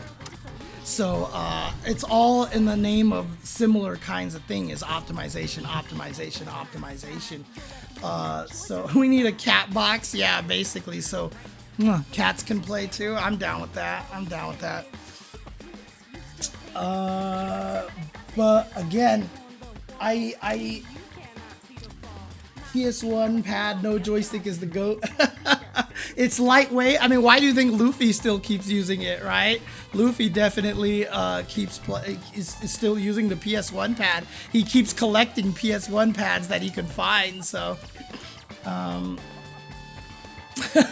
bowls of food, there you go. But that's the thing. So what's happening here right now is important discourse in the FGC. And one of the tough things about it is that everybody's all up in their feelings, as always, and we need to get over that. We need to get over that. We need to realize how important this conversation is, and we need to look at real solutions to having solved these problems. We need to ask the questions. Can Hitbox be firmware updated? Hi, cat. Oh. Look at this cat, man. What is up? But yeah, we have to look at all these solutions here, and we have to consider doing it, and we also have to consider what's best for the game, right? Same thing with the display lag situation. Yeah, it can give us faster reactions, but is faster reactions actually what we should have? Like, obviously, if you're a competitor, you're gonna say, yes, of course we should have it, but in terms of fidelity of the game, is that something we want, right? especially for, I mean, if we're not patching older games as well, if let's say everyone can react faster to throws, does that make Legacy Street Fighter V tournaments broken because now the core mix-up of the game doesn't work because you can actually react to throws? Is that fair to give that kind of advantage to the 1% of players who actually have the reaction to be able to take advantage of that refresh rate? God knows I can't use that advantage. I don't care what art does to my PC. I don't think my reactions are going to get any better. You know, my reactions are going to be just as bad as they always are. So, you know, is that fair? But, you know, I mean, that's the whole thing with anything, right? Isn't that what makes competition the best? Is the 1% who can do it and that nobody else can? That's kind of what makes competition important, right? Isn't that what competition is about? Is to find that 1% of people who are better than everybody else? And that's why we admire the Michael Jordans. That's why we have the Jordan, Kobe, LeBron debates. Jordan number 1, Kobe number 2. LeBron not in top 3. Isn't that why we have these kind of debates in the first place, right? So that's just the thing, you know. It's an interesting conversation, and I think that we need to talk about that. I think we need to actually have this conversation, and you know, I like what Brian F is doing because he's clearly not on one side or the other. He's clearly just trying to figure out what the solution is and trying to talk about solutions as well, and I think that that's really, really, really important. So great. I just turned the chat into an NBA conversation. Oh man, of course that's gonna happen. Of course that's gonna happen. But yeah, that's how it is. That's how it is at this point. And so, you know, my standpoint is that we should be looking at all the different possible solutions. Try not to ban anything and find a way that works out for everybody. First input priority, I think, is a crucial SOCD cleaning method that solves a lot of our problems because it doesn't allow for alternate inputs to do anything else. If I'm holding left, hitting right doesn't let me do right while holding left. Holding left means you're holding left. It kind of emulates a joystick in a way, you know. So I think that that's the right way to do it, to be honest with you. And then in the end, we need all layers of defense, right? The software themselves just need to write the SOCD cleaners in there just in case controllers aren't using them. But again, first input priority should be the way to go. And then once we're in that situation, honestly, I think every controller has their own distinct advantages. I don't think the Hitbox is the clear number one advantage controller.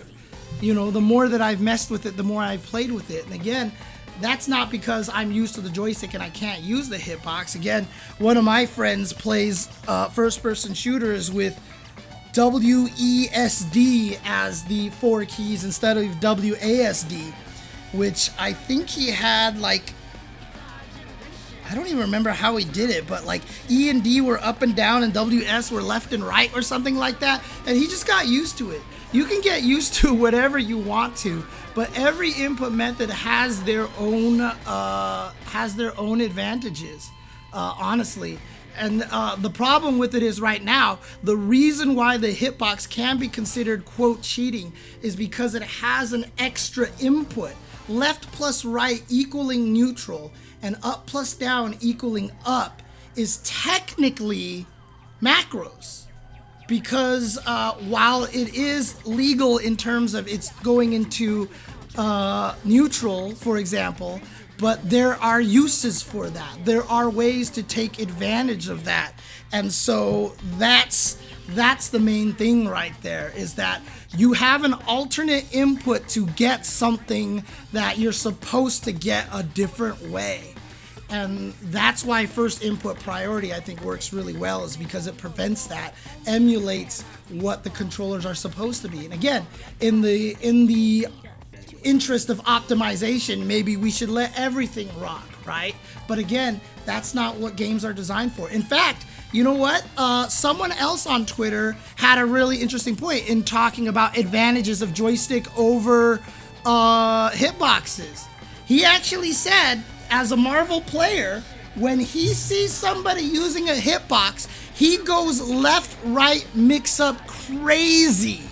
In fact, he goes even more crazy with left-right mix-ups than normal, because he said the chances of you accidentally holding left and right and creating neutral at one point in time will actually make it harder for you to block my left-right mix-ups than it would be if you were on a joystick. So if he sees his opponent as a hitbox player, he actually takes advantage of that because of, like I said, the problem that letting go of a button is now a thing you have to be cognizant of, right? If you don't let go of one of the buttons when you hit the other direction fast enough, you're in neutral and you're getting hit. So literally, somebody out there takes advantage of somebody else out there. Yeah, Night Slash, it's not actually a macro, but it kind of serves as it's an alternate input to get something that you shouldn't get by doing it that way. Not exactly a macro, but I mean, you know, it's a little bit of it's an interesting trick. It's an interesting line to discuss. It's not a macro, but it's an alternate input, right? Gray zone. It is a very gray zone. But again, these are all the important conversations we have to have, and these are the things that we need to talk about. Again, I don't think any of these controllers have an advantage. I really don't, except for the fact that left plus right equals neutral and up plus down equals up. If we kind of eliminate the SOCD cleaning with the first input priority, I feel like we've solved a lot of the problems, honestly. And these are the conversations that we need to have. Let's not talk about banning anything. Let's not talk about you should get with the times, joystick users.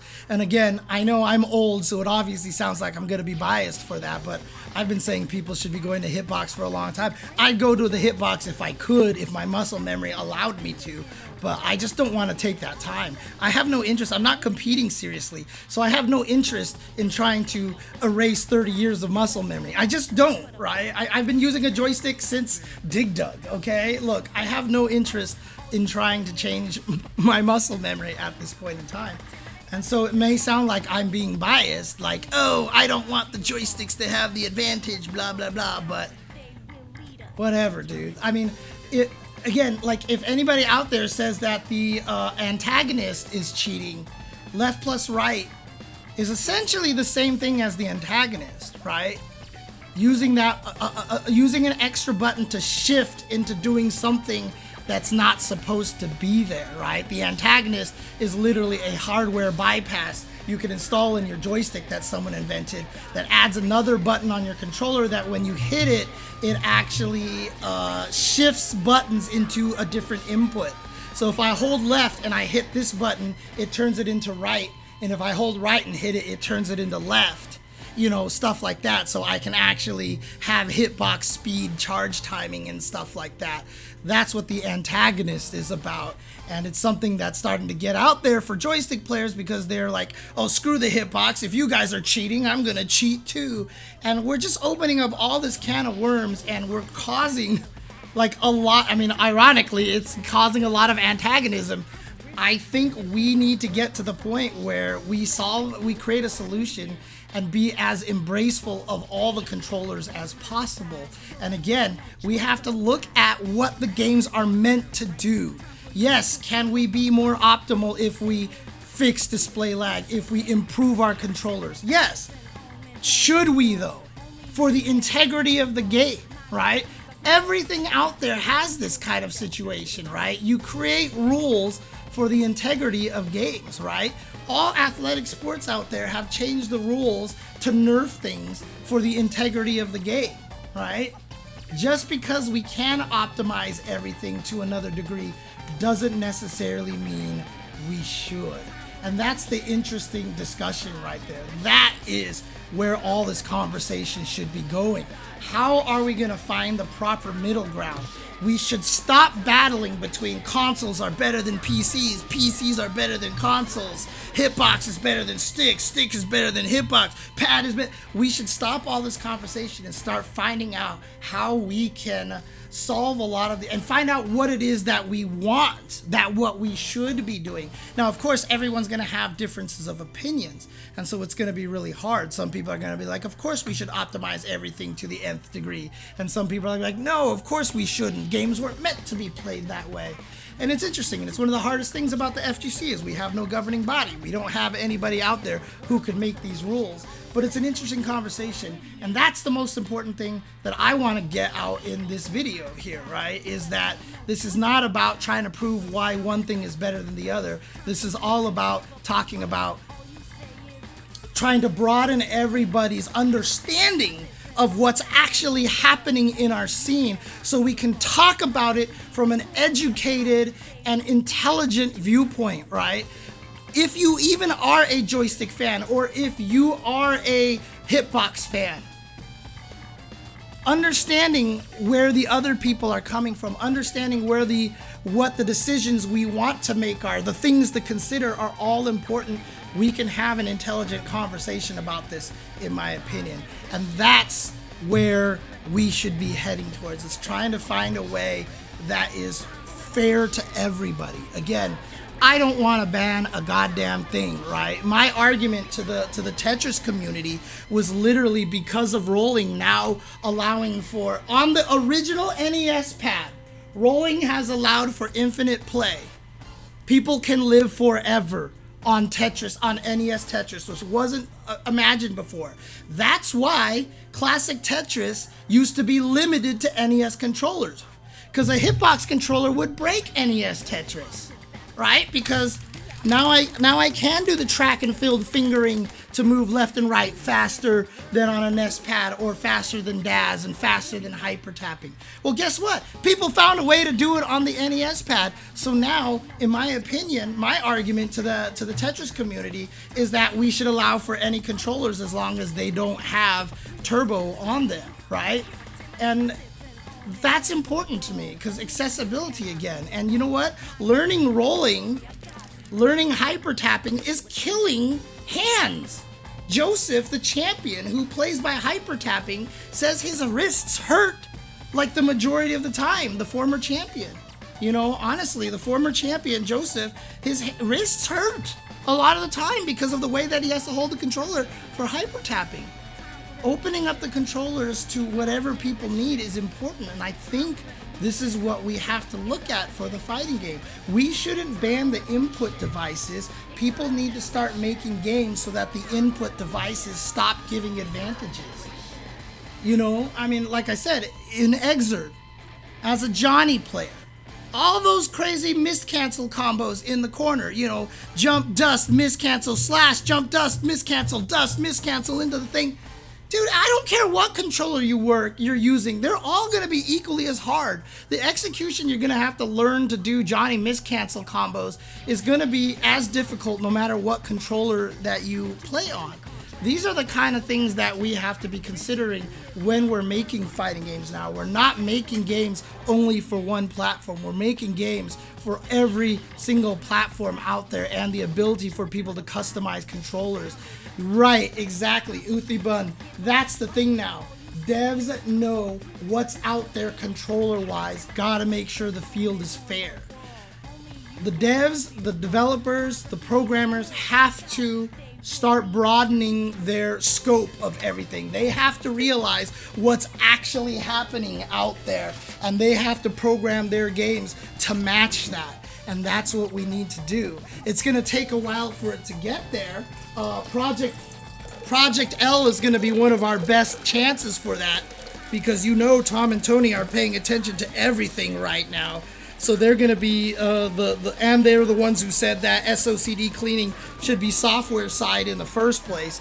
So I'm sure Project L is going to give us a lot of good standards to follow. But this is something that needs to be discussed. This is how we need to move forward. Instead of fighting amongst ourselves, let's figure out how to foolproof this in the future, right? again, fighting games, if nothing, are about adapting. Our scene has adapted so many goddamn times. Like I said, the move from arcade to consoles was one of the most controversial things ever. When Evo decided to go consoles instead of arcades, it was one of the most controversial and hated on decisions ever made. And it's funny we say that now, like nowadays you're like, whoa, really? That sounds really stupid. Yeah, because we've been playing on consoles forever and consoles are the standard. So it was a good decision they made, but that was an adaptation. Going to online was an adaptation. During this pandemic, learning to play a lot of tournaments online was an adaptation. Now, some people would rather play online because they have optimized monitors and stuff like that, that they have. That's easier for them to play than offline. FGC has been adapting with technology. That's the punishment you pay for being an awesome genre and lasting 3 decades. Yeah, but honestly, we have to keep up with the times, right? And the times is not about eliminating old stuff necessarily, but making sure that we continue to adapt to what's out there, to having the developers understand the changes that are coming along in our scene. And that's what we need to discuss. That's what we need to be talking about, honestly. So, and right, yeah, you don't want to eliminate joystick stuff because people in Japan are still playing on joysticks all the time, right? It's crazy. Yeah, Utibun's right. There's not a genre or video game tournament scene that has lasted as long as the FGC has. None. This is not even a bias. This is not even like, weird. I mean, maybe you could talk about the classic Tetris World Championships, but I mean, that tournament scene hasn't existed. Evo's literally been happening every year since 2002, right? Like literally every year there's been an Evo outside of the pandemic years. And before that, there was a B5 and a B4 and a B3, right? Like we've been doing this tournament shit for a long ass time. Magic the Gathering, okay, but that's not a video game. Not a video game. I'm just saying video games. Video games.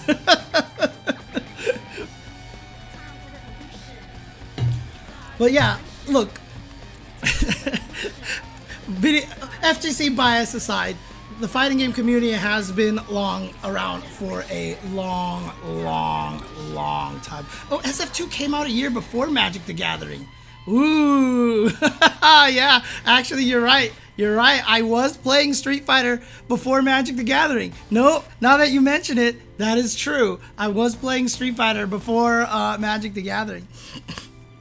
But yeah, I mean, that's just basically what it is. FGC has been a consistent competitive scene since 2000, since even before 2000, right? We've been running regionals and locals for a long time.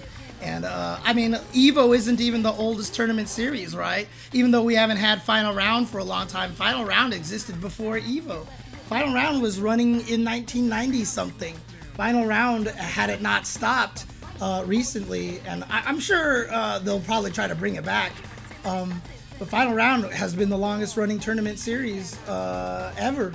They started before anybody else. So again, we have to keep adapting with the times. So instead of talking about, and again, I know I do this all the time, and I know I'm Hot Takes James on Twitter, and I keep saying stupid things that making people mad and stuff like that. But like, honestly, the goal really is not to try to ostracize any particular sect of people playing this game. We want to make sure everybody can play regardless of what kind of controller they want to use. And I think that's one of the coolest things about a fighting game tournament, is that if literally somebody comes up with a body pillow joystick, which somebody has done, the reason why I keep making that joke is because literally somebody has built a joystick into a body pillow. We should just let that happen. We should just let that rock. If somebody wants to play fighting games on the freaking poppin' music controller, like someone was doing at in one of those videos that was being shown, I think it was that at ECT just this past weekend? Dude, let anybody play however they want, and I think that's the best choice. Honestly, I think that's the best way for us to handle it. And let's find out. And if it takes, making sure that controllers are compliant with SOCD first priority, or if the software starts handling it. Again, let's keep having this conversation. Let's keep talking about it. So while a lot of people are sick of the conversation, like, oh, is this conversation happening again? I think it's important. People like to not talk about these things, or they like to get up all in their feelings about these things. And that's not what we should be doing. We should definitely be trying to solve things and discuss it in as calm of a method as possible. Octogate players, I can't say anything. I mean, I used to think Octogate was better than SquareGate. America was very anti-SquareGate. It was only because of Mad Catz making the TE and the TE2, the TE and the SE, I should say, that turned America to SquareGate players. In fact, at a lot of the old Evos, when we ran on arcade cabinets, we used Cigar Bob's cabinet because it had the ability to swap out the panels to switch from SquareGate to perfect 360s, so that Japanese could fight Americans and Americans could fight Americans and Japanese could fight Japanese. Like, literally, we had it so that you could take off the panels on the top 8 stages, unplug it, and then plug another controller back into it like that. America wasn't on the SquareGate train until Street Fighter 4, but previous to 2009, America was very anti-SquareGate. Very anti-SquareGate, and it's only recently that it's actually only within the latter portion of fighting game history that America is actually on board with SquareGates on joysticks. So there you go. Anyways, I think I've talked about this long enough. I think I'm gonna go ahead and call it a night for you guys. I hope this conversation was good for you guys. I hope you guys learned a lot. I hope that, this was kind of eye-opening on a lot of different kind of parts of this conversation, different aspects of this conversation. And I really do hope that it helps people, think about this situation, think about this whole entire thing in a different light and from a more productive standpoint. So outside of that, thank you guys for tuning in. This is September, and I know the September deals are not as good as they were before, but I'm gonna try to play as much fighting games as I can this month on twitch.tv/jchenzor. Mostly I'll probably be trying to play Street Fighter V because you can get ranked matches in Street Fighter V, but I'm definitely gonna try to run some lobbies for like KOF and for Guilty Gear and DNF and stuff like that if I can. We'll see if I can handle it. We'll see if my ADHD allows me to do all this stuff. I can tell myself to do all these things, but I'm very bad at it. But hopefully I'll be able to stream a lot more. So keep an eye on twitch.tv/jchenzor. In the meantime, hope you guys are still enjoying and appreciating all of the content on twitch.tv/ultrachenTV. I will talk to you guys next time. Please stay safe out there. Continue to social distance. Get vaccinated, man. Hey, I caught COVID from Evo, and the vaccine definitely saved me a lot of headache, literally and figuratively. So please be safe out there. And I will see you guys next week here on the Not Tuesday show.